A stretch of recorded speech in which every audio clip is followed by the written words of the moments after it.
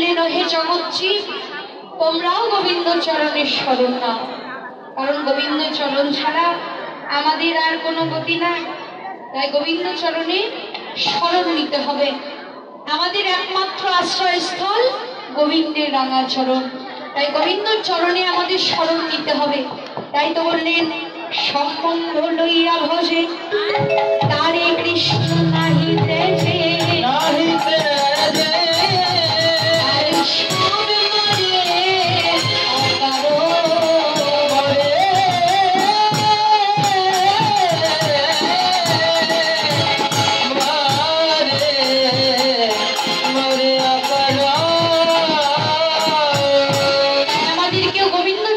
শরণ নিতে হবে, কারণ আমাদের একমাত্র আশ্রয়স্থল গোবিন্দের রাঙা চরণ।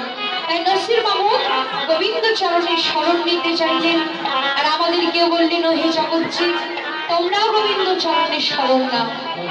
আজকে গোবিন্দ আমার রাখালাদি ধেনু বৎসগণকে নিয়ে গোচারণ করছে, গোঠো খেলা খেলছে। গোঠো খেলা খেলতে খেলতে হঠাৎ করে মনে পড়ে গেছে ঘরের কথা, মায়ের কথা। মাকে কথা দিয়ে এসেছিলাম তাড়াতাড়ি ঘরে ফিরে যাব। তাই যখনই মায়ের কথা মনে পড়ে গেল, অমনি কানাই শ্রীদামকে ডাকতে লাগলেন।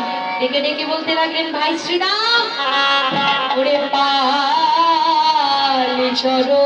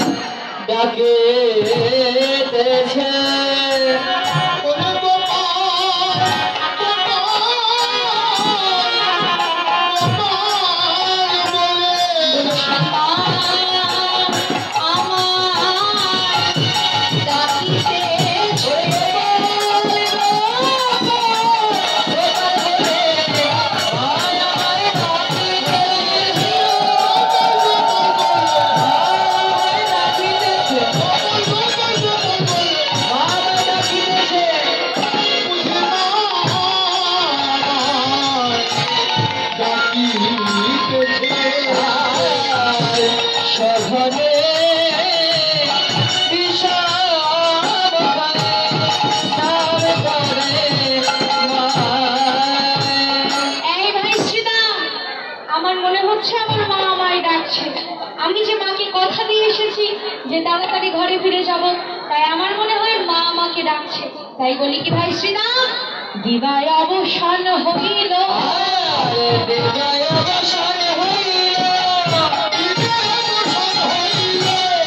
চলো যাই ঘরে,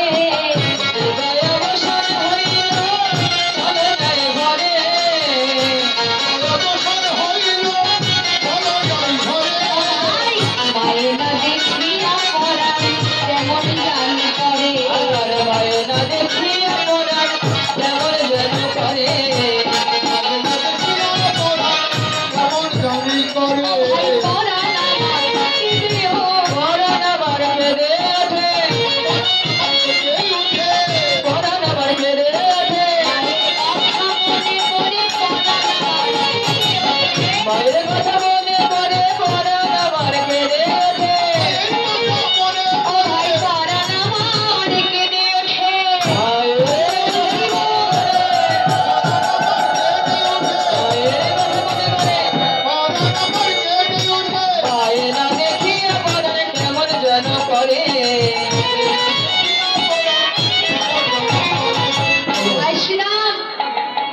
এখন ঘরে ফিরতে হবে। মাকে কথা দিয়ে এসেছি তাড়াতাড়ি ঘরে ফিরে যাব। কানাই বারে বারে শ্রীরামকে ডেকে ডেকে ঘরে ফিরতে চাইলেন। শুধু কি কানাই রাখালগণকে নিয়ে, ধেনু বৎসগণকে নিয়ে ঘরে ফিরতে চাইলেন না, লীলার মধ্য দিয়ে আমাদেরকেও জানিয়ে দিলেন যে আমাদেরকেও ঘরে ফিরতে হবে। কারণ দেখতে দেখতে আমাদের সকলেরও আয়ু বেলা ডুবে এলো, আয়ু বেলা ডুবে এলো, আমাদের ঘরে ফেরার সময় হলো, আয়ু বেলা ডুবে এলো, আমাদের ঘরে ফেরার সময় হলো, আয়ু বেলা ডুবে এলো, ঘরে ফেরার সময় হলো, বাদল ঘরে খোঁজ বলো,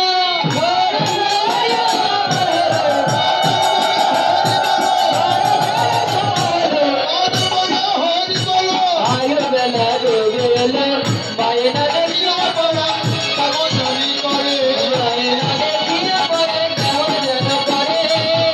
কানাই বারে বারে আমাদেরকে ঘরে ফেরার কথা স্মরণ করিয়ে দিচ্ছে, কিন্তু আমরা তো সকলে ঘরেই আছি, তাহলে আবার কোন ঘরে যেতে বললেন?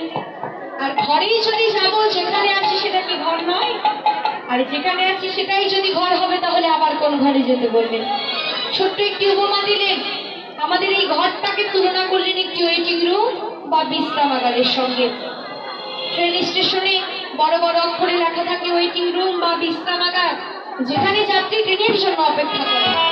মনে করুন কোন স্থানে যাওয়ার জন্য আপনি ট্রেন স্টেশনে গিয়ে একটি ট্রেনের টিকিট কাটবেন। এমন সময় স্টেশন মাস্টার এসে বলছে, ভাই তোমার ট্রেনের সময় হয়ে গেছে। তখন ওই স্টেশন মাস্টার এসে বলছে, ভাই তোমার ট্রেনে 2 ঘন্টা লেট হবে। এবার আপনি 2 ঘন্টা সময় কোথায় কাটাবেন? 2 ঘন্টা সময় কাটাবার জন্যই ওই ট্রেন স্টেশনে একটি ওয়েটিং রুম বা বিশ্রামাগার থাকে, যেখানে যাত্রী ট্রেনের জন্য অপেক্ষা করে।